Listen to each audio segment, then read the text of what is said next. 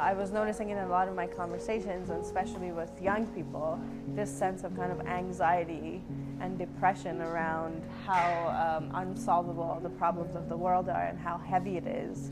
And almost like we have to make a choice between shutting down and turning off the news and kind of going into isolation and being open to it, but then feeling a lot of pain.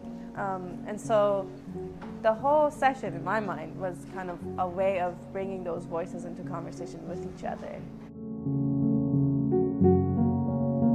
I've done a lot of kind of searching for different methods of facilitation, and deep democracy is one that I find is able to bring these kinds of discussions where there's a lot of emotional content. Deep democracy is an approach to facilitation, conflict resolution, leadership.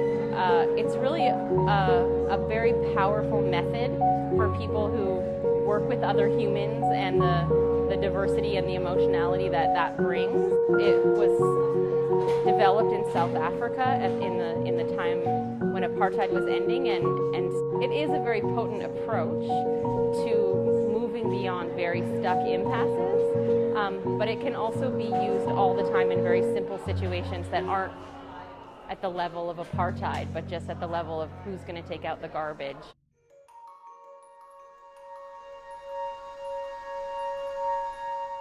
So we started by meeting in small groups and kind of checking in and people meeting each other. And then most of the day we spent in a big group in something called the soft shoe shuffle, which is this method of having a conversation on your feet. And somebody says something and they stand somewhere in the room. If you agree with them, you go towards them. And if you have a different view, you stand somewhere else in the room. And then people come towards you. And so the nice thing is that you can disagree with yourself, which is in this is really helpful because we do disagree with ourselves. Part of us is hopeful and part of us is in despair. There was a lot about how hope can become a delusion or this kind of unreal thing that we kind of fool ourselves with, and then on the other side that hope is or can be the beginning of like the ignition for action and for change.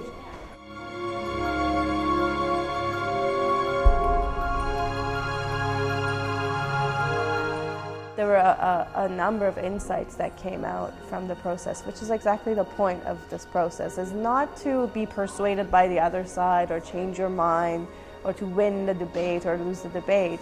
The point is to get an insight that's usually it's just like a little adjustment to what it is that you're already doing. So it might be a little change in attitude, or oh, I just found a better way to say what I've been saying. Or, I realize that I need to connect with this kind of person to be able to move forward, or I need to connect with some part of myself.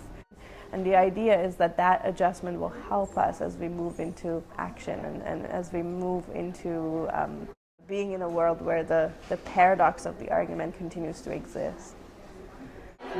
I think I was maybe hoping that we were going to figure it all out, and not surprisingly, I don't think we figured it all out, but I think we opened some really great areas of inquiry, and the very strong theme that really resonated with me is a kind of desire to find an anchor that can carry us through the ups and downs and the adversity of trying to make change in the world, trying to be present to a world that has a lot of pain and suffering and inequity and challenges. Some of the key issues that we hit on when we were pulling the grains of truth out after the argument or starting with the arrows is really cool. Using grief as a tool as opposed to shielding all of that, for example, that's such an interesting way of thinking about it. I don't think it would have come out, if we weren't attacking this idea of hope, which is such a positive thing in society. Nobody wants to be not hopeful. Exactly, that it gave us a space and a forum to talk about this.